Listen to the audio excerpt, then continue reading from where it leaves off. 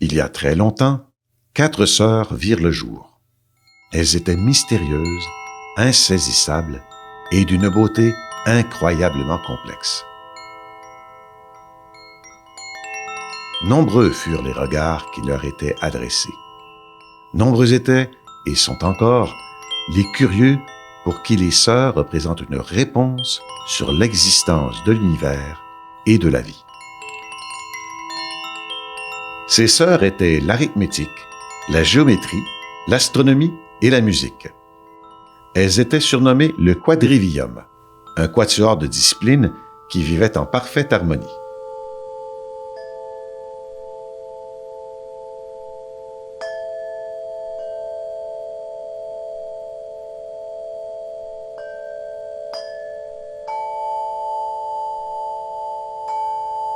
Mais avec le temps, une des harmonies fut remise en cause. L'astronomie et la musique étaient-elles vraiment sœurs? Alors que la rumeur s'emparait des cœurs, quelques-uns se mirent à réfléchir sérieusement à cette question.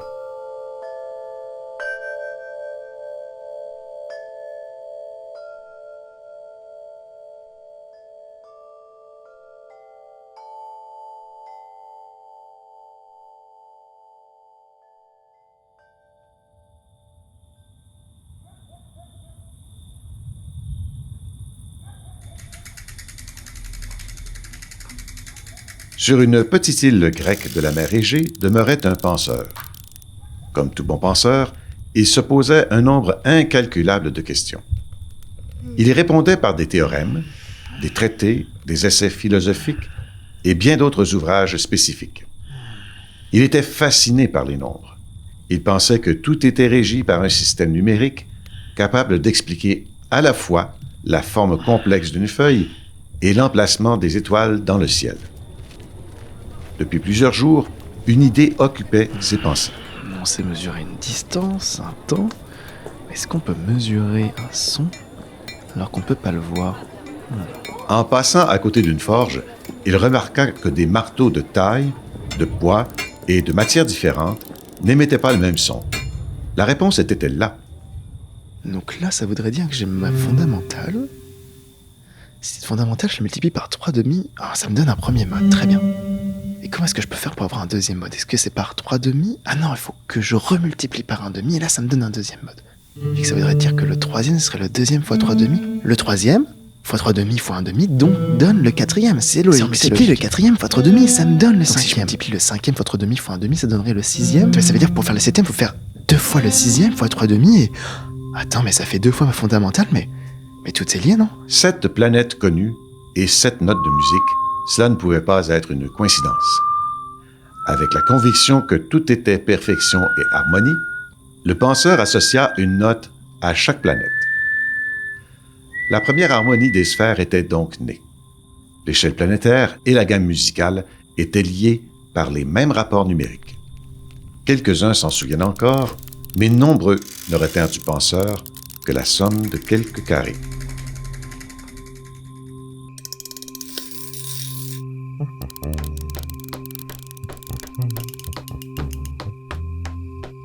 Cependant, cette vision du monde était imparfaite. Après lui, d'autres la modifièrent au gré des nouvelles découvertes.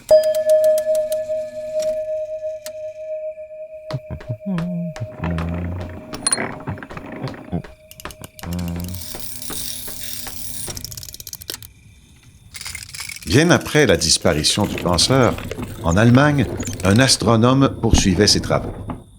L'arithmétique et la géométrie étaient au cœur de ses réflexions sur l'astronomie. Il énonça 3 lois relatives au mouvement des planètes connues autour du Soleil. Pour lui, une telle cohérence mathématique ne pouvait être étrangère aux intervalles musicaux. L'harmonie des sphères était bel et bien la clé de voûte de l'univers.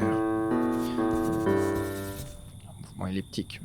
Grâce à ses recherches sur les orbites planétaires, il attribua à chaque planète non pas une note, mais une gamme complète, et ce, en fonction de leur position par rapport au Soleil. À ses yeux, l'astronomie et la musique étaient à nouveau réunies. La période, révolution, proportionnelle au cube, Distance au soleil, mais oui, bien sûr. Mais encore une fois, certaines lois de l'univers échappaient à nos savants. Les découvertes qui suivirent mirent fin à la première harmonie des sphères telle qu'elle avait été pensée jusque-là. Il fallait tourner la page, le lien entre les deux sœurs n'existait pas.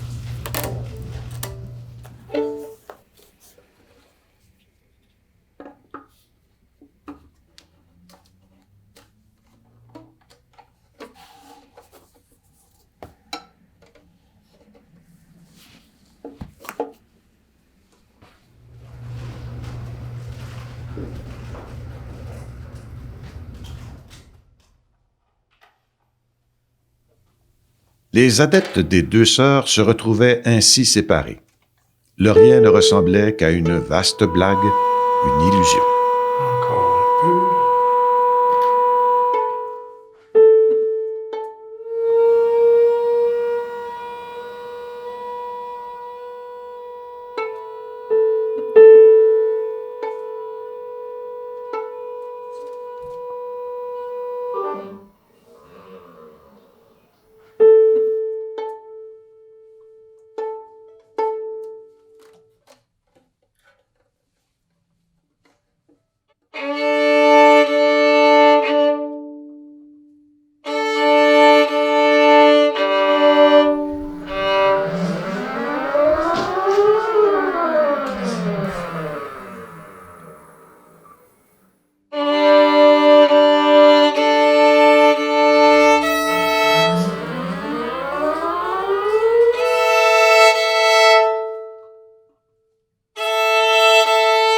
Ainsi, chacun travailla de son côté. L'astrophysicien observa, prit des notes, effectua des calculs. La musicienne, elle, joua, corrigea, composa. La musicienne garda pourtant un lien étroit avec les deux sœurs. Les étoiles, les planètes, la Lune furent une source importante pour son imagination, tout comme les mythologies et les anciens travaux de nos savants.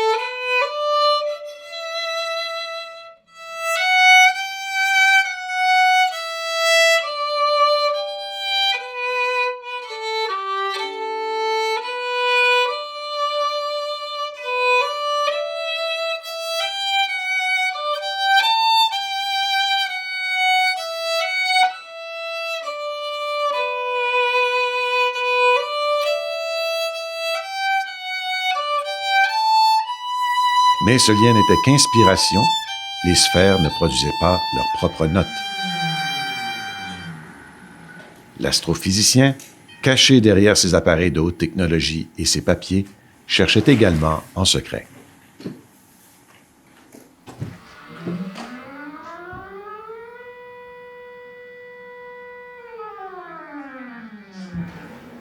Il ne pouvait entendre les ondes émises à cause du vide sidéral.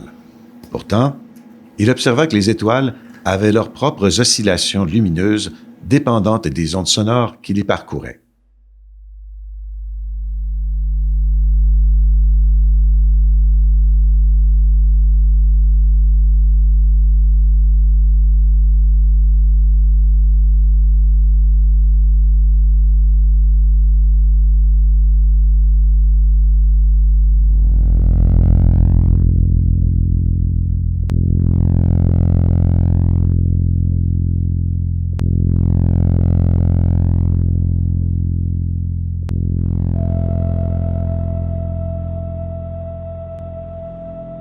Il étudia alors les variations d'intensité de la lumière, mais aussi ses changements de couleur. Il découvrit ainsi que les étoiles résonnaient de façon complexe, en produisant des millions d'harmoniques qui leur sont propres.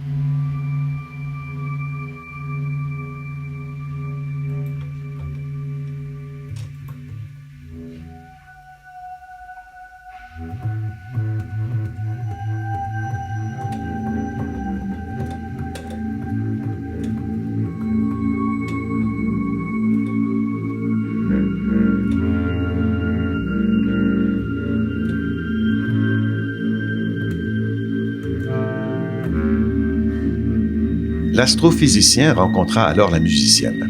Il choisit quelques étoiles et établit un tableau de fréquences. La musicienne reprit ce tableau pour composer avec. Ainsi naissait une musique stellaire, bien loin de la perfection de l'harmonie des sphères, telle que le penseur ou l'astronome l'avait imaginée, mais bien plus réelle.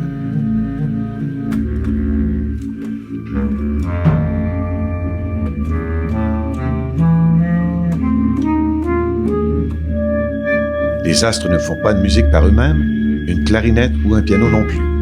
C'est la musicienne qui crée la musique en utilisant comme instrument les harmoniques des étoiles observées par l'astrophysicien.